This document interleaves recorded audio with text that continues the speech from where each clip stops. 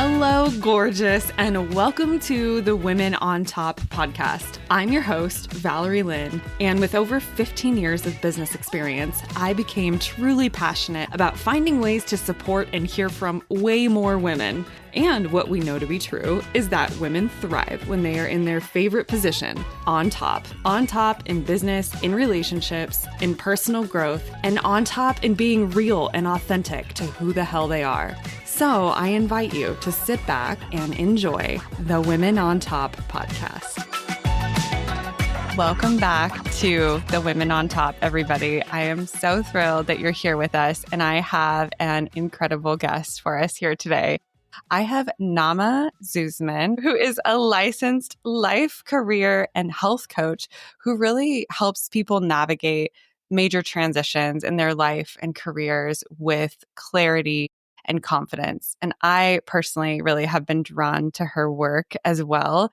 She empowers clients to move kind of from this feeling of this stuck energy to really helping them embrace their authentic selves and helps them build their life that's aligned with their true values. And I think that that's so important, especially in today's world. So I'm thrilled to welcome her today. You know, you are really gifted in helping people who are going through these major shifts or transitions and big changes. And I believe it might have started out with you navigating some of your own big career transitions. So can you tell us a little bit about your own personal journey? Yes. So career transitions, or do you want me to go way back, like in time? Let's go back. Like, where did it all begin? What was kind of the starting point for you?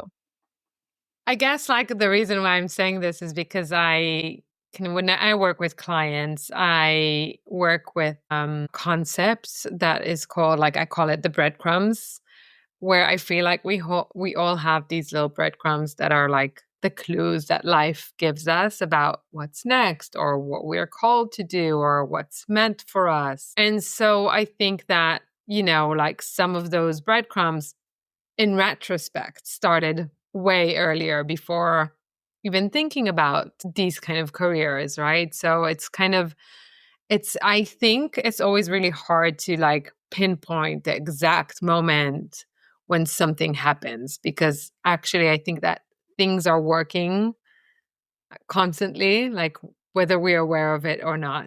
So hopefully it makes sense. And I think like maybe everyone who's listening can also think about things in their lives that, like, looking back in retrospect, they can recognize, oh yeah, like that was always there, or there was that teacher who told me to do this and this, or yeah. So I think like that's kind of a little bit of I guess a hint to the kind of part of the work that I do is really kind of helping and encouraging people to pick up the breadcrumbs, the ones that were already kind of laid from the past and the ones that are present right now, and just to being more like pay attention to them. So career-wise, I started my career journey in art. So I studied fine arts and I was pretty good at it. Yeah, I graduated with honors, first in class. I was nominated for several awards. Like I was studying in the Netherlands and I went to Prague for an exhibition, and things that I think every aspiring artist would want early on in their journey.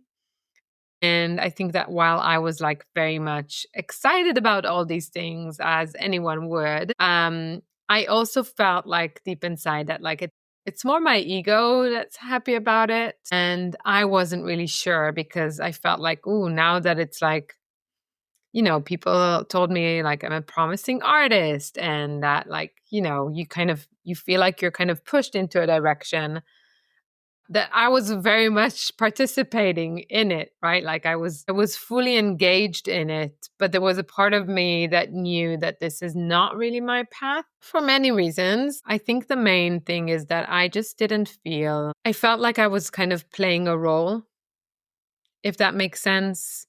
Like I need to wear certain things and I need to behave in a certain way, and I need to put on this like role of an artist. And I think that was that's how it felt to me because that wasn't my path.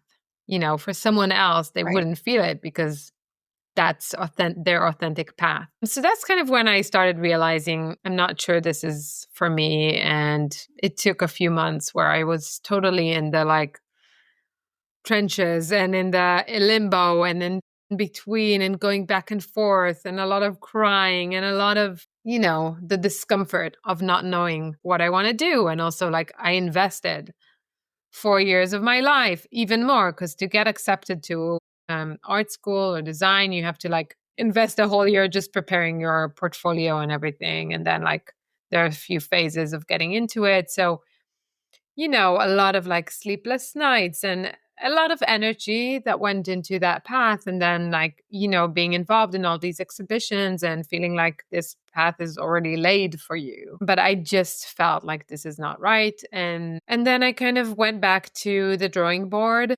I was always interested in yoga. I was practicing yoga even before I studied art. I wanted to become a yoga teacher before I went and studied art. But my mom was like, you need to get a degree. Yoga teaching is not like a real job. And, this is like almost 2 decades ago. So I think also yoga wasn't as, mainstream as it is. Yeah.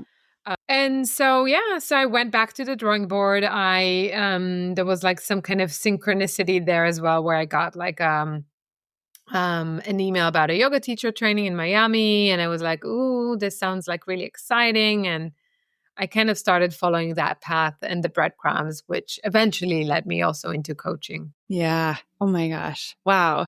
Such a journey. And I can't imagine the emotions that you went through when you realized, gosh, this maybe isn't aligned for me. All of this work, all of this time and money pursuing art. So what were some of the things that you explored in order to follow the breadcrumbs? Because it's such a tough journey, I think, for a lot of us that feel very confused maybe about, okay, I know this doesn't feel quite right, but how do I know what is right and figuring that out? So I'd love to hear your process. I think that what a lot of us are missing, and that's kind of what I try to also bring in my work, is a curious, experimental approach, like playing, like trying things and not sitting like, yes, I did have a period of like sitting on the sofa crying and feeling sorry for myself and like, I don't know what I want to do with my life. And there was that. And I think that's okay because that's part of the process. And like, you're slowly like letting something go. So you're kind of processing that also. But then, at some point, I felt like, okay, I have to stop feeling sorry for myself because this is not helpful. And I felt like I'm just going to do things that make me happy. So I would wake up every day, do yoga, meditate, journal. Like I would just do things that felt really joyful.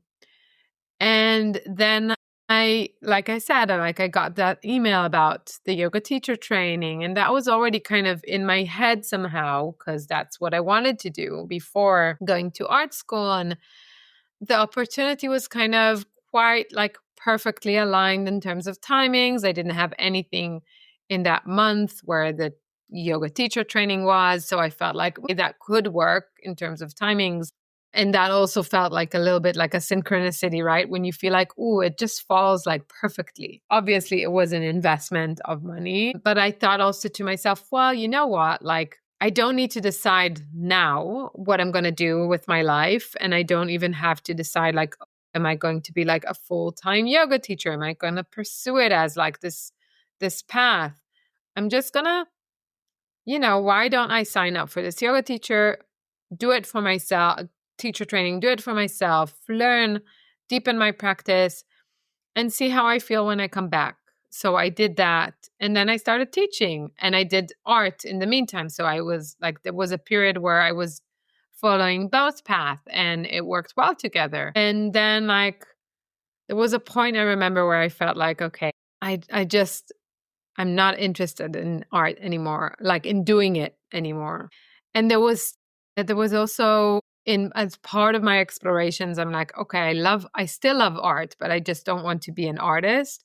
So what else might I do in terms of like, still honoring that passion? So I looked also into becoming a curator, which really appealed to me. It's something that I was always had in mind somewhere. And it was like the studies were a bit too expensive and was a big commitment, and getting accepted was again like a whole thing. And I didn't feel it feel really heavy. And I felt like really tight and rigid. Yeah. Like those are the signs, I think, that your intuition is telling you, well, maybe not that. It just felt like doing the whole thing all over again. And I wasn't that like passionate about it.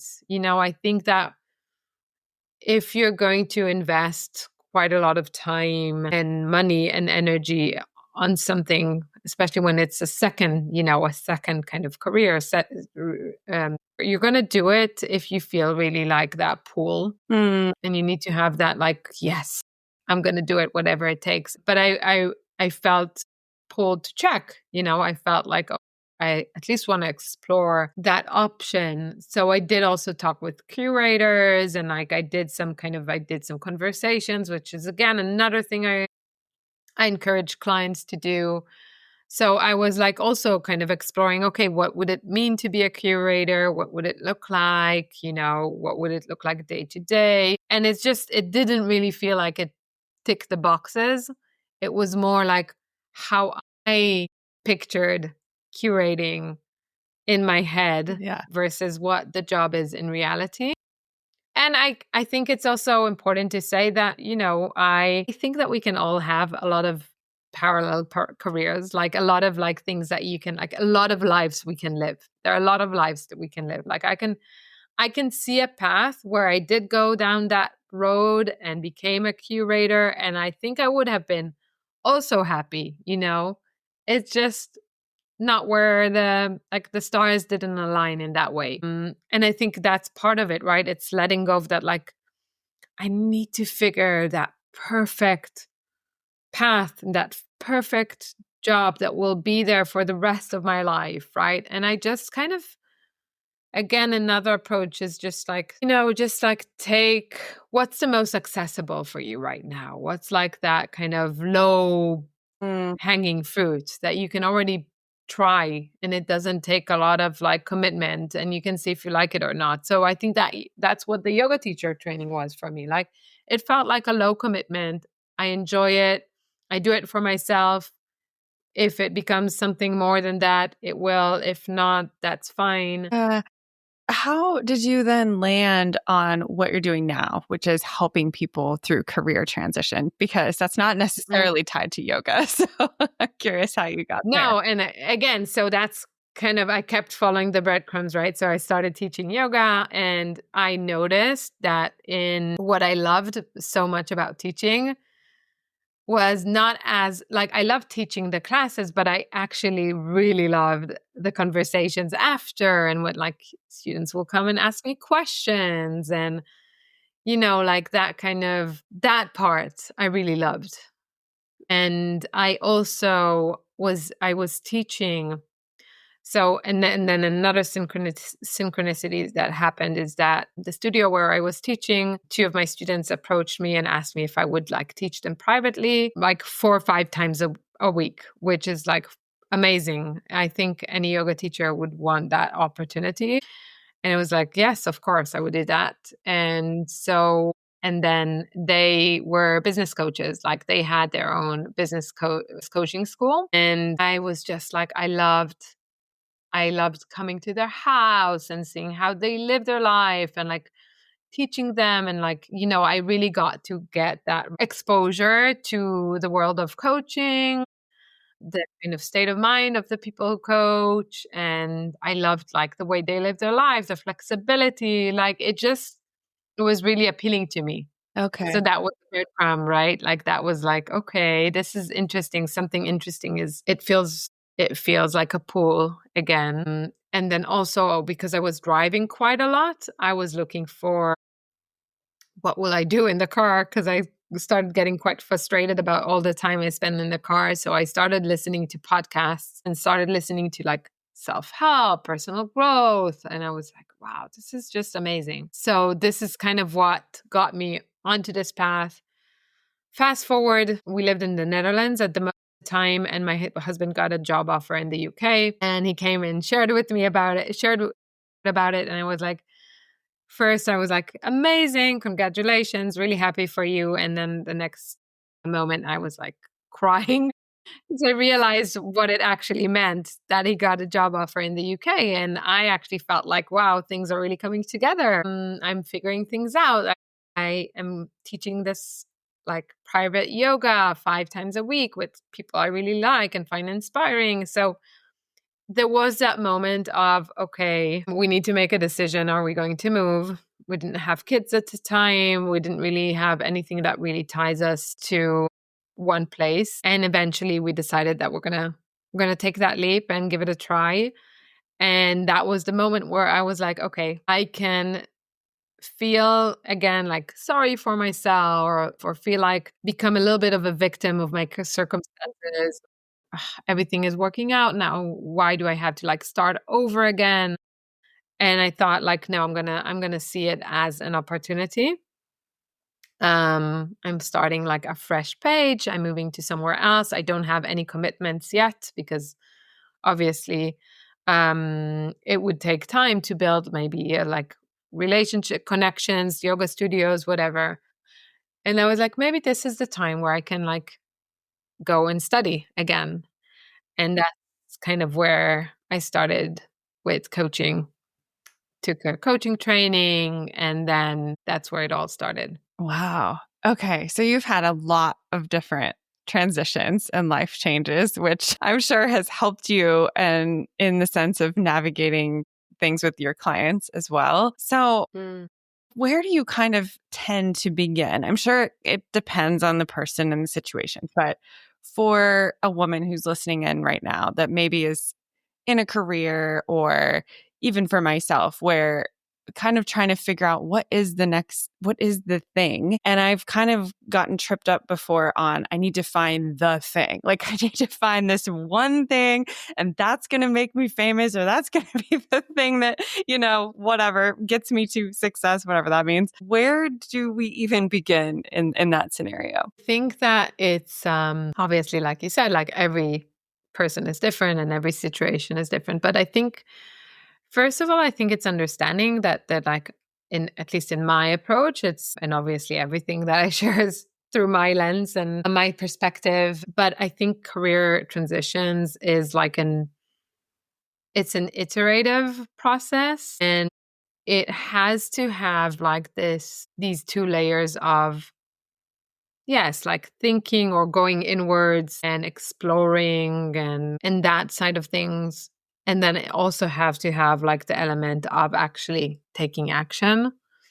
And so I think that like just knowing that it's going to be like this kind of iterative process where you're like exploring a little bit, going inwards, then taking action, seeing how it feels, noticing like what lights you up, getting input through that, then again going back to like the drawing board and your journal or whatever, and like doing some more work, and then back to action. And I think that's really, really important, that you don't like sit alone in your room and get stuck in like your head, write all the possible careers or jobs, and then like think pros and cons. And it's all a very kind of technical and analytical process. I think that tends to get people stuck. And I think that kind of is a little bit of a recipe to finding yourself in the same situation that you're maybe trying to get away from.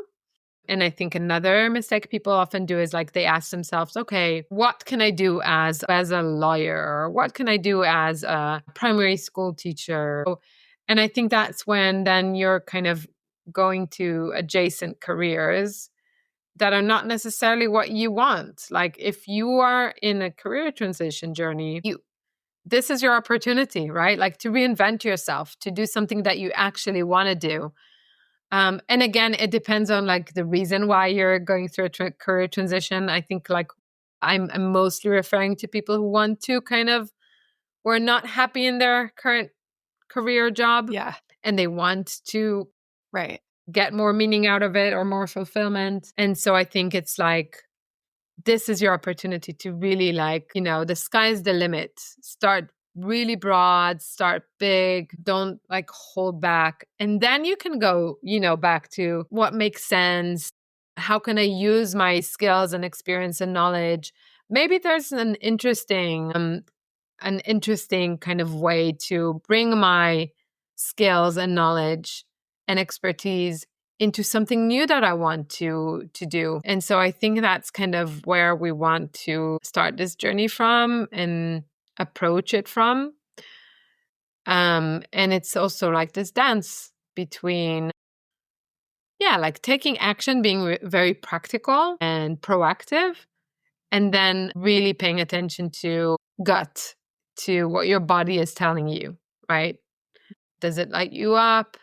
Do you feel drawn towards something? Are you feeling curious? Does your body feel open and expansive? Do you feel closed and restricted and like rigid? Gosh, so many good points here. I'm wondering, because sometimes I think there's a tendency for people, and myself included, to get caught up on this money piece of like, oh gosh, I have to make the same amount of money or more. And for a lot of people, maybe that is true. They, there's a certain, level that they have to reach. And so how do we navigate that? Because, and the listeners know I've been through, a layoff. And so some of that I really was, I knew it was coming. And so to just provide some context, like I knew it was coming, and I also felt like I was at a point where I was ready for something else at the same time. So I kind of feel like I manifested it in a weird way.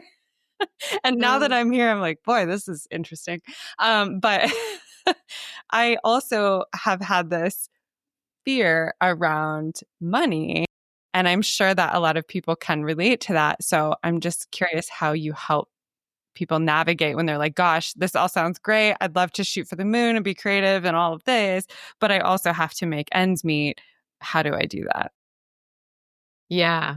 And obviously, I totally get it. I also live in like the real world, and I have a mortgage to pay, and I have 2 kids. So I know like we all have those responsibilities, right? And so there's the practical level, and then there is the like more mindset and inner work level, right? So on the practical level, there are solutions. And I also always encourage my clients not to quit their job yet. Sometimes they feel like that urgency to quit ASAP because they really can't stand their job. And I always say, and usually like when they reach out for a discovery call or something, I always say like, just try to like, if you can, hold on to it a little bit more, because what happens is that if you don't have a job, and it's not even like, it's that pressure that you put on yourself then to find something as soon as possible. And that pressure doesn't allow you to get really creative and think out of the box. And it's just like you want to find something as soon as possible. So I was encouraged to, while you're like in that kind of exploration phase, is to keep your job if possible. And what I find also with clients is that once they start working on this, on like what they want, on their next step, their job becomes more bearable, because a few things happen. First of all, they feel better because they know that they're being proactive. They know this is temporary. They know that they're working towards something, a future that's better for them, which makes like the reality a little bit more bearable. The second thing that often happens is that you learn about yourself. Learn that what's your zone of genius versus your zone of excellence. And then you realize that you use most of the skills you use in your day-to-day are not your best skills, actually. And your best skills are not being used enough. They're only being used like once a week or once a few weeks even. And so you start realizing like, oh, it's not me. Like I'm telling myself I'm spoiled or I should be grateful. But actually, it makes sense that I don't like my job. It makes sense. This is not a good fit.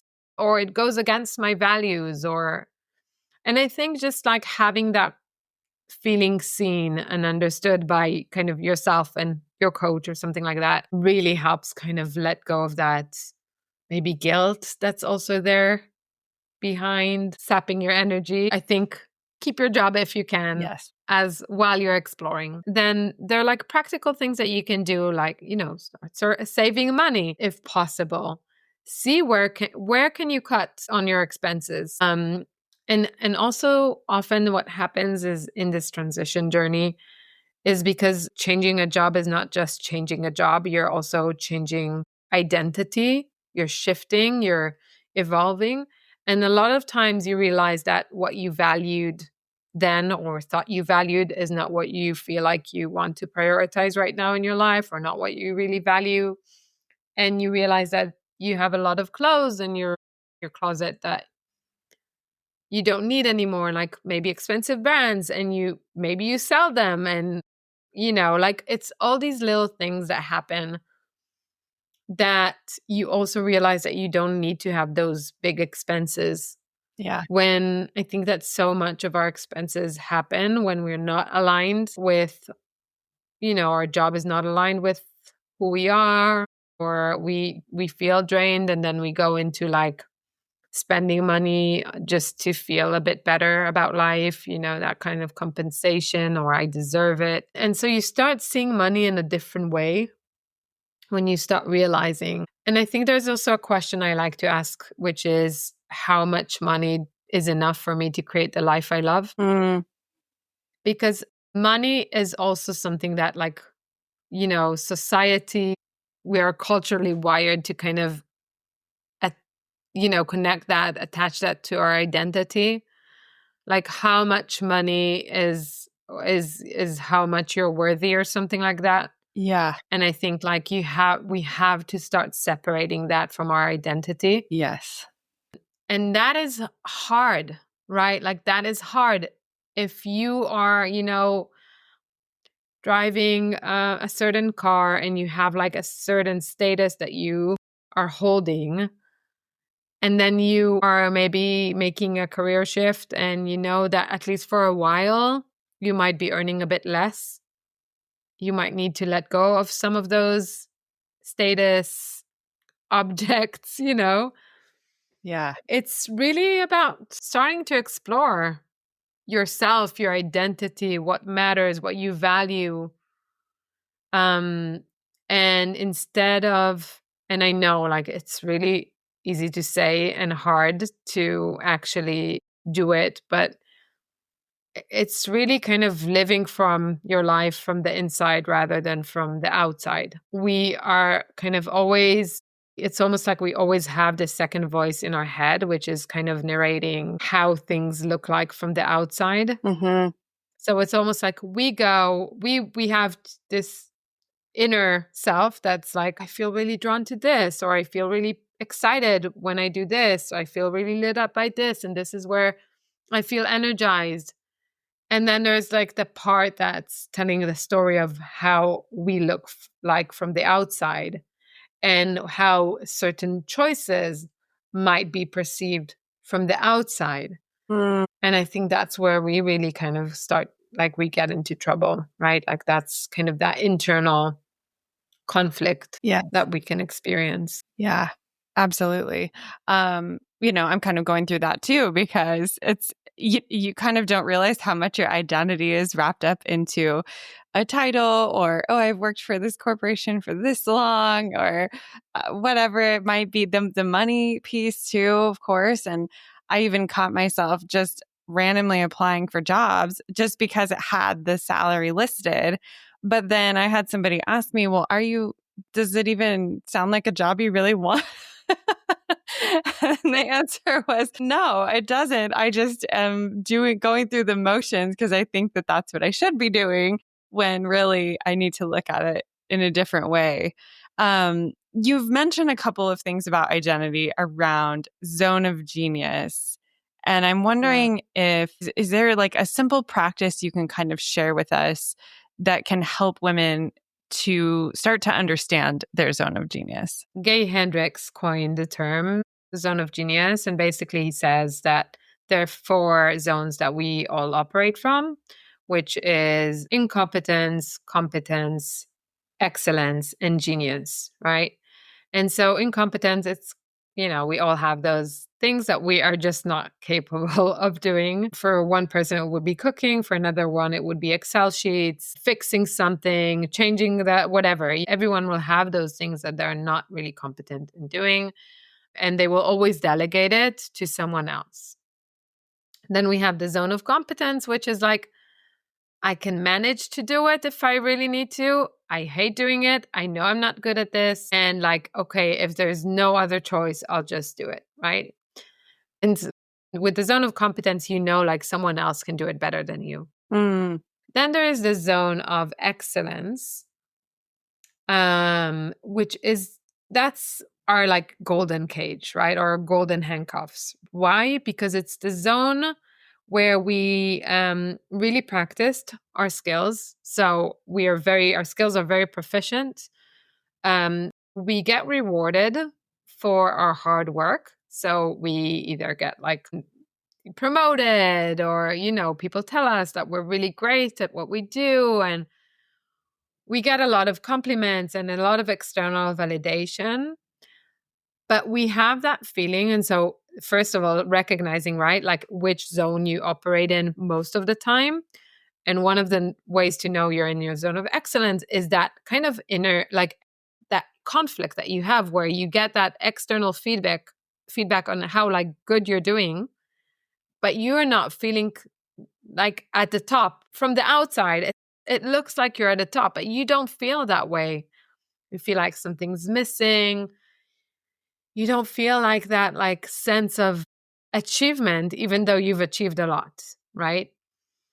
And so in that zone of excellence, your skills are proficient, you get that validation, but you don't feel that way.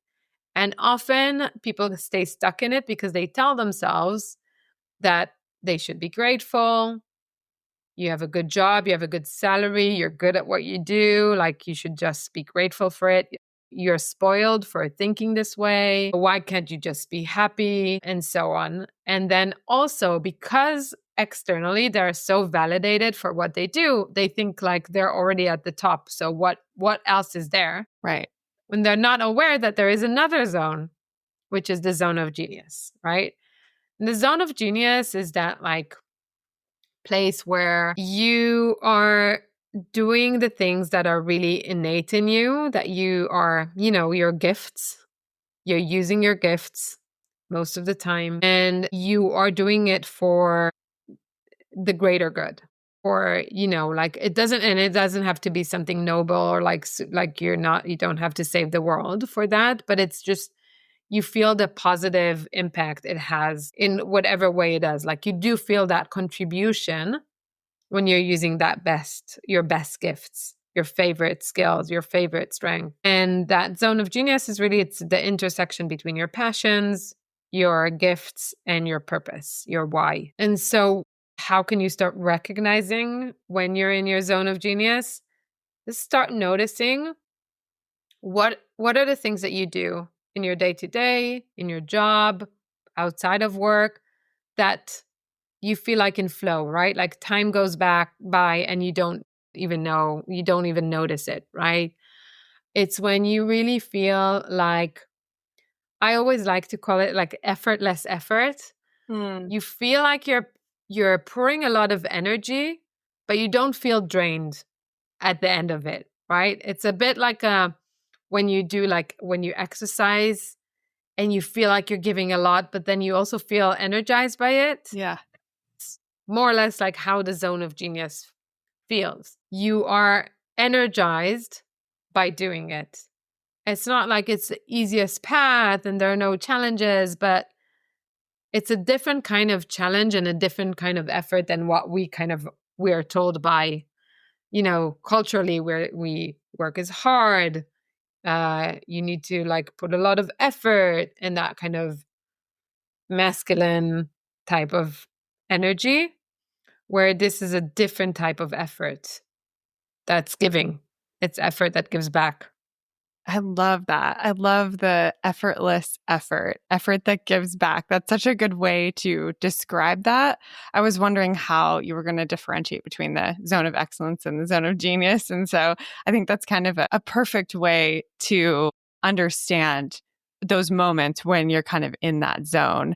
And it feels to me too that when people are going through this shift in their lives, it's kind of an invitation to start to pay more attention to those zones because so often we're just going on autopilot, not aware of where our energy is operating in that. And so this is kind of a great invitation for people who are listening to maybe start to identify that a little bit more. Yeah.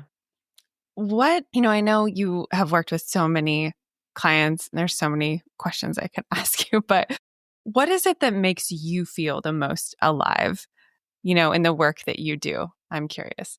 So what's my zone of genius? Sure. Yeah. It's my roundabout way of asking you that. I think that really there are a few things. Like there's I love that moment where I can see like all the dots connect. With like my clients, we do a lot of different types of exercises and use different types of tools, and we work together over time. And there's always like that moment where it's just amazing. Like it all makes sense and all the dots click together and lead somewhere, right? Yeah. And so I think like my part of my zone of genius is really kind of connecting those dots for people and like putting those pieces of the puzzles together. And then I think also part of recognizing the zone of genius is also paying attention to what people mirror back to you. Mm. And so you can even go and ask, your people who you feel really see you and really kind of know you, but don't have that, let's say, but are not too involved in your life, but like people that you feel are truly see you, and you can ask them like, what do you see as my biggest contribution? And so I know from clients I've worked with, one of the feedbacks I always get is that ability to kind of balance very realistic and practical kind of thinking with the, call it more spiritual or deeper, or like the intuition. So balancing those things, I think that's part of kind of what makes me also come alive, like finding that sweet spot between following our intuition, but also what's practical and what's realistic. And then finally, like the mindset. I love helping people, letting go of stories, shifting the way they see things, challenging their assumptions. Like that really kind of gives me a lot of satisfaction. Yeah.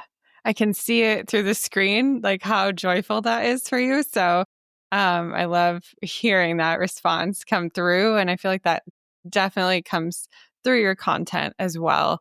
And that was one of the reasons I think I was drawn to you, was that there's a lot of coaches out there and different things, but you were very down to earth in how you present your content. And at the same time, you embrace the creative side of us. So I love that it's married up, just like what you said, the practical comes together with this really expansive and creative part of ourselves. And that feels really aligned to me, especially at this time. I could just spend so much more time with you, but I want to know from your experience with clients and just all this work, and it means so much to you.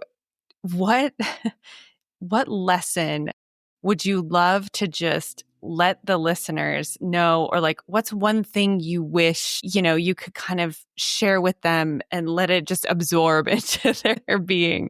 It's hard to choose one.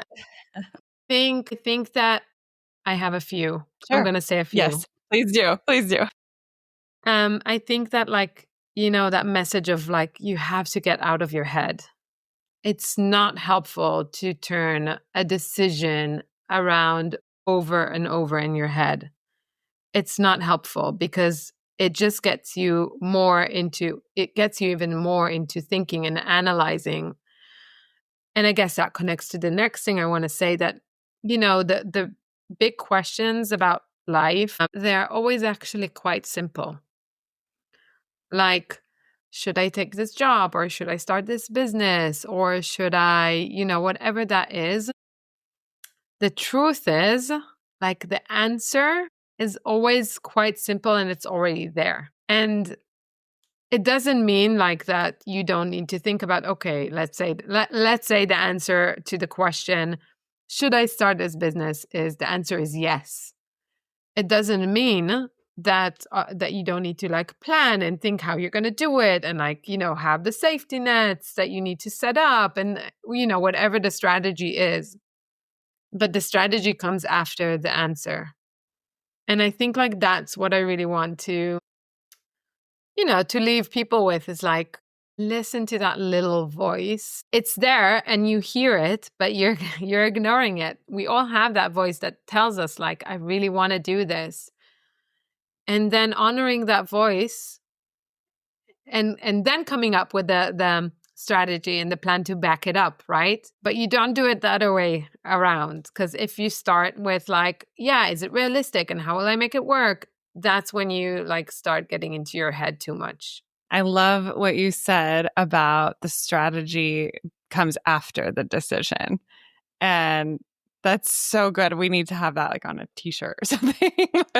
I think that's so true. I've often, talked myself out of certain things, I'm sure, or whatever, because I start thinking of the how before I've even sat with what is the decision.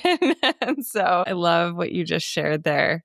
And I bet you see that often. Yeah, you need to say yes to yourself. And then you have to find the way to make it work. Because yes, if you are going to make a change, it's going to be scary, which means that your mind is going to try and protect you, which means that it's going to bring every reason not to do it. Yeah. Yeah. I feel that so much. That is very good advice for everyone. And I'm so glad we've been able to have this talk. As a closing tradition on this podcast, I ask my guests to leave like a quote or reflection or something for the next guest, not knowing who it is. And so what I love to do is share what the last guest shared. And it doesn't have to be like a perfect quote or anything, just whatever you feel called to share. But my last guest said, she was talking about proximity. And so she said, proximity is not about the numbers. It's not how many people that you're close to. It's about who you're close to. Find who it is that you want to become and find those people to get in proximity with. Find who it is that you are wanting to grow and be, and put yourself in proximity with that room and with those people. Yeah. Beautiful. So I thought that was a good reflection, and in some ways aligns with what you're speaking to a little bit as well. So I'd love to hear if there's something that you feel called to share. When you said quote, I thought about like a literal It could be, quote. yeah. And the quote that came up for me was like, I think one of my favorites. I mean, I have a lot of favorites. So it's always hard to choose. But I think one that I keep coming back to is by Marie Oliver, which is tell me what it is that you're going to do with your one precious life, or one wild precious life. Yeah. And I think like whenever I find myself afraid of doing something, I come back to that quote. And it just instantly reminds me that we only have one life on this planet. And we don't know even when our one precious life is going to end. And so that idea of like, what is it that I am going to do with it? Because I have a choice. I honestly believe that I can choose to do whatever I want with my life. I really believe that we all have that power to shape it. Yes, we all have circumstances, and I'm not saying that our circumstances don't play a role, but I think we have so much power if we choose to believe that. And so that is the quote that I keep coming back to when I find myself afraid, and I want to remind myself that I only get to do this once, and I want to do it the best I can.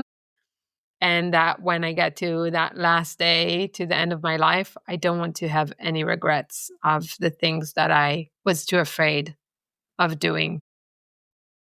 Yeah, I love that. I have seen that quote, and it's been a while since I've seen that. And so thank you. That is such a profound reminder. I was just sitting here listening to you saying that and feeling inspired and motivated to look at this a little differently as I approach my own season of embracing what's next. And so I just want to say a huge thank you. I can't really articulate the impact that I think you're having on so many people, and especially in today's world with the job market being what it is. Your work is deeply needed and so valuable. And thank you for being here. I know you could be spending time doing so many other things. And I really appreciate it. And your words mean a lot. So thank you, Naama. Thank you, Valerie, for giving me this opportunity and for your beautiful reflection. Thank you for tuning into the show today. And before you go, I just have one quick favor to ask of you. There is a really simple way that you can help support me and help support this show, and that is to hit that follow button on whatever app you're listening to the show on. I'm trying really hard to level up the content and deliver unique value and amazing guests, and just hitting that follow button is the magic that will help continue to empower that. And remember that the world deserves to hear your voice and your stories, and you deserve a place at the top.